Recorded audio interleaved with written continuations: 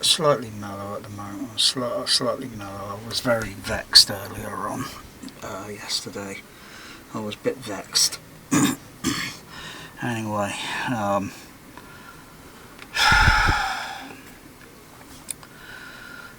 everything's all wired back in.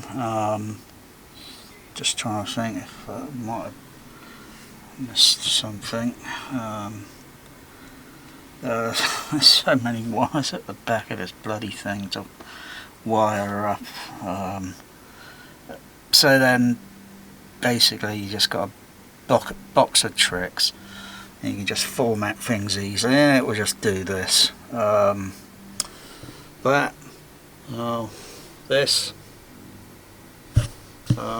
well, doesn't really do a whole lot really, apart from 6 overhead speakers and is that it? And that's still brand new. Oh gosh, I think I'm gonna do another video maybe later, but maybe make it short, because I'll have to take everything out, all the cards out, and then just give it a clean inside. Give it a clean.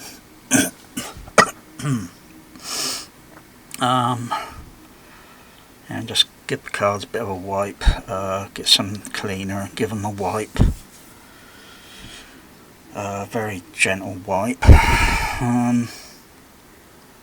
But this is an absolute privilege to have one of these. All I'm waiting on now is the accessory unit. When that arrives, the CP65 will come out and it will go in there. At the moment I'm just using the CP65 to help run the left center, right center for the that's spare at the moment. I've got the back surrounds running. Is it through this one? I can't remember. I know the back surrounds are all wired back. Everything's all wired back up. I think they're running through the there, and then they pass over down to this CP45, where I can use the basic sort of EQ, and it's more than enough. It's more than enough. It's more than enough.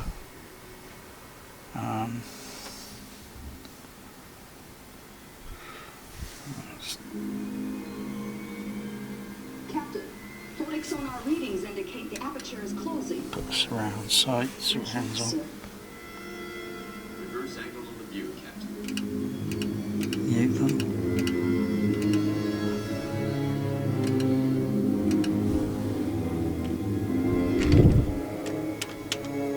That button's getting a bit stiff there. That's just the surrounds playing. Yeah, this button's getting a little bit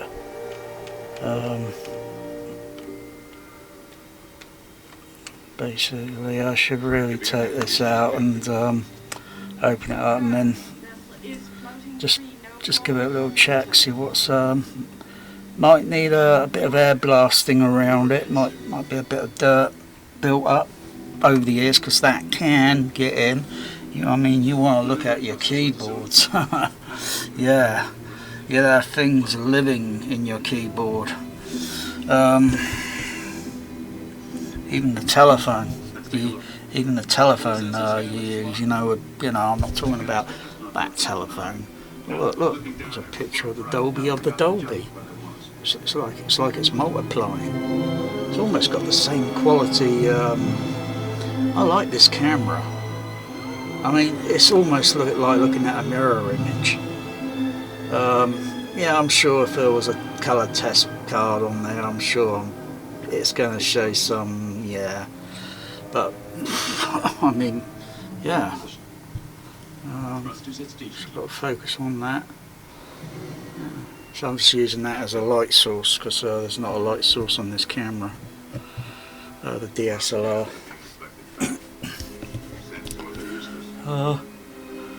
Yeah, I think I'll give this all a clean up today. So it's finger marks, smudges, and well, that's mine, and not much on this.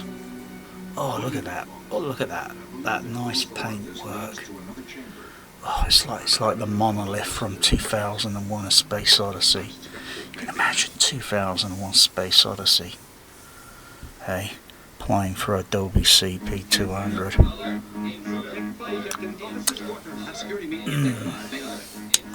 Delicious. Yeah, I might put that on sometime, just for a few minutes, and then turn it off and then eject it from the player. Oh, which one? Oh yeah, I'm right. Oh yeah, 2001. Yeah, got to contact that seller because I'm waiting for a 2001 Space Odyssey on Laserdisc. Because assumingly it says what am I saying? Presumably it says it's a 2351, so that will be a proper scope version if that's true. But yeah, it's kind of cheapish, and it's Dolby AC3. So it'd probably be the same AC3, if not probably on the outer print MGM1, MGM DVD Region 1, which would be sort of almost similar to what was recently on the Blu-ray. Oh no, was it the 4K? Oh, 4K and the Blu-ray, yeah, because it would have been released again. Yeah, bloody hell. 2001, A Milking Odyssey, for fuck's sakes. And what else? I know you all want to see the control unit. That is sexy. Yeah, doesn't that give you a hard on, right? You just think Return of the Jedi playing through this. I mean, how many home cinemas are running one where they can brag about Return of the Jedi playing for a CP200? Oh, I tell you, mate, give you the wow erection. With THX approval. The only other thing is to get cards for this MPU1. Crikey, they sell the damn thing now, right? And all I get is 2 fucking cards in it. Where's the rest? Bloody hell, someone cleaned it out. Yeah, the hinge is not a problem. I could probably super glue this, maybe get a resin epoxy and something and make it stiff, but it probably most likely will not hold very long because of the crack in the.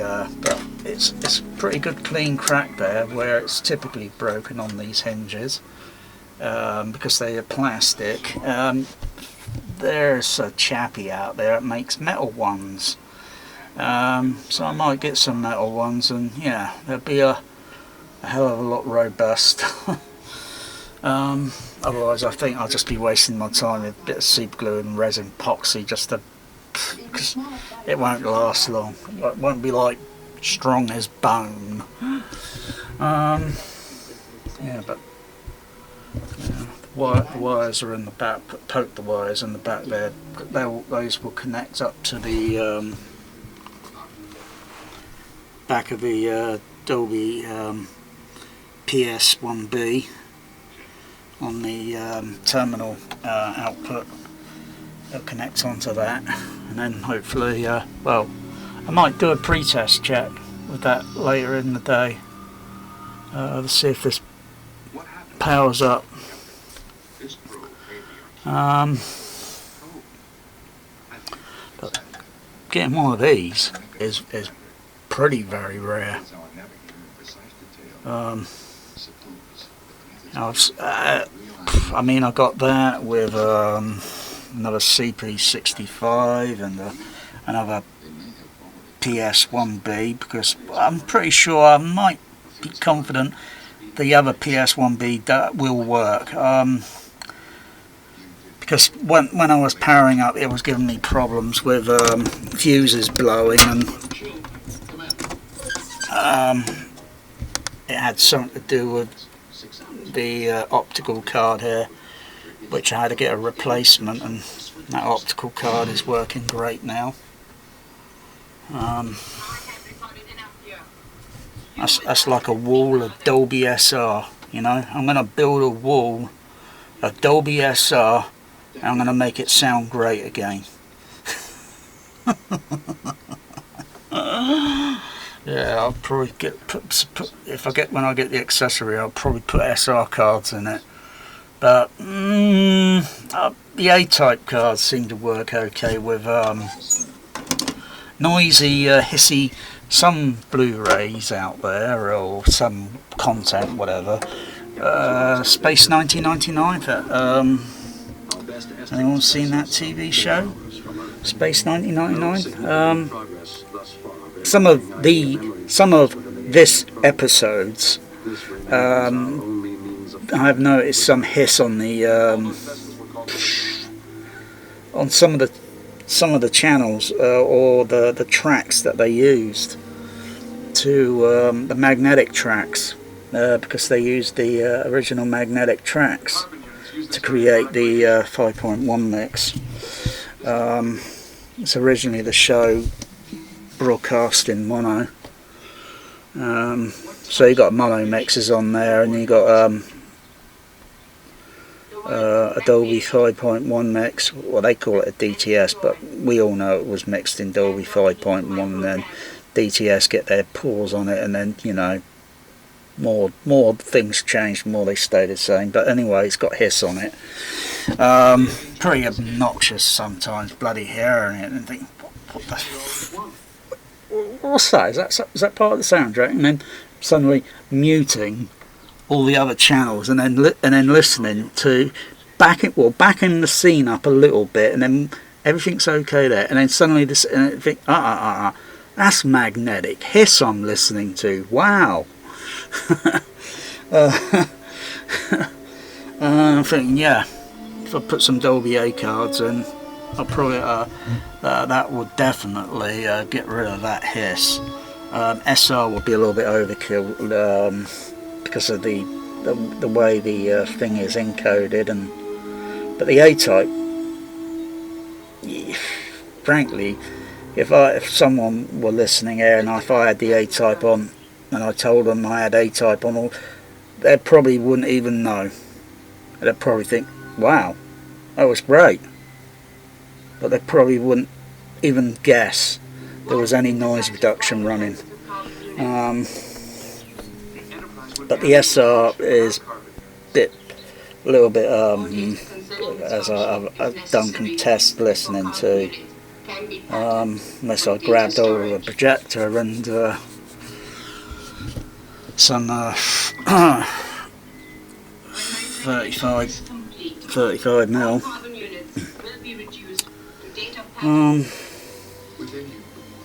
But that'd be too much hassle. That'd be too much hassle. I just hate my rack. I just hate it. I'd rather have all this just in one rack, because it's awkward to move these racks all the time just to get behind the bloody thing. I'd rather just yeah,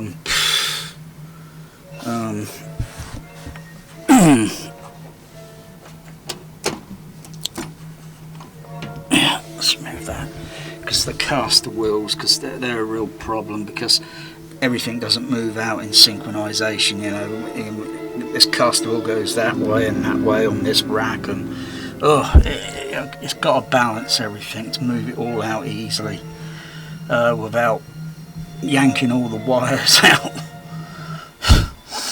and then realising what the fuck's wrong with it now, and you've got to pull it all back out again, and Oh, pain in the arse. I'd rather have one rack, it'd be a heck of a lot easier. One rack that's a little bit taller. As long as it doesn't go, as long as it's just underneath the that JBL there. But yeah, should be able to, yeah, because all the players here, I'll stick them in the kitchen and have infrared IR emitters attached to them. So probably maybe do the same with the AVR. Doesn't it looks all out of place with that. and you think I would be petting that AVR, but I've seen so many bloody bugs with the bloody thing. It was the same with the Marantz that I still got, and I think that Marantz that's in the cupboard has still got a few more years warranty left on it. Overrated. Okay, so you get all these bullshit reviews on these YouTubes and forum sites praising that piece of crap there.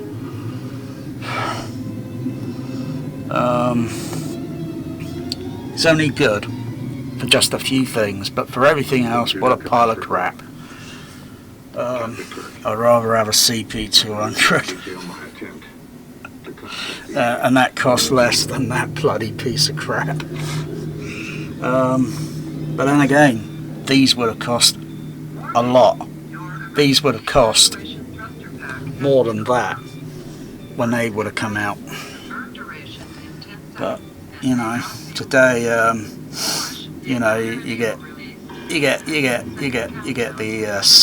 these Mary Sue bloody Disney bloody Star Wars lovers that just don't want this and all they want is a bloody CP850, for Christ's sakes. That's only about the size of the Sony there, and it can't really do much shit really for all those bloody channels that it can output and all that. What else? Can it do 70mm? No. Can it do Dolby A type? No. Not even Dolby SR? No, sorry. Well, fucking hell, what the fuck do I want that for then? At fucking 25 grand, for fuck's sakes. Fucking daylight robbery. You know, I mean, they bring out, I think Dolby's recent one is the Dolby 950, and I looked at the picture and thought, oh fucking hell, that is awful. I wouldn't have that in my rack. I wouldn't have that in my rack to fucking decimate my fucking rack with that piece of crap. It is fucking horrible looking. Oh, I wouldn't even have a CP650 in my rack. No fucking way.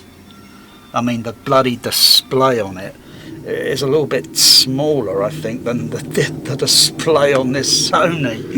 I mean, you need a fucking magnifying glass to look at the bloody thing, because they got little LED, little meters on the LCD screen, so you can see, you know. But these, oh bloody hell, I can see the levels there. No problem seeing that. So that'd be the LCR, and that'd be the surrounds. I've got to readjust, calibrate that level because it's a little bit out of alignment, because they should be both aligned. So I've got to recheck the alignment. It's not a problem. Probably due when I put everything, you know, all this in. But I know the signal source is going out. If I mute that there. If I mute that there. But it's still playing. Does that confuse you?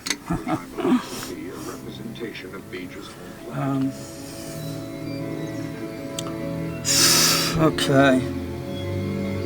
Yeah, so I checked the left centre, right centre earlier, late last night. Got that all up and back and running.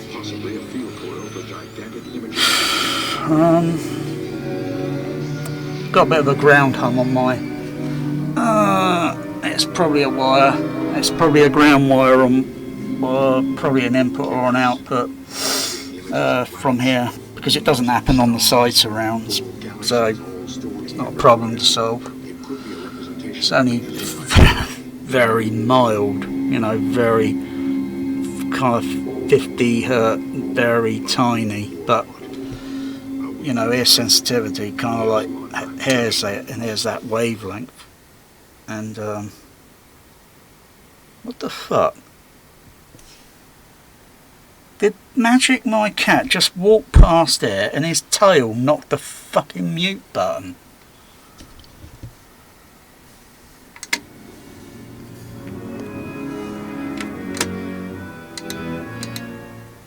Yeah.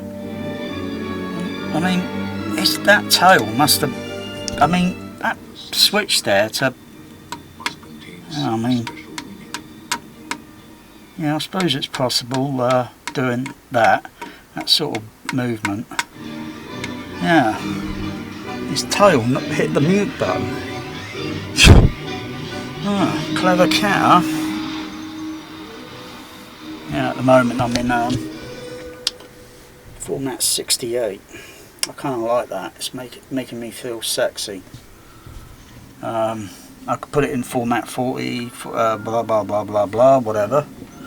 The rest of the formats I can't, because they got to be programmed on the cards inside the controller.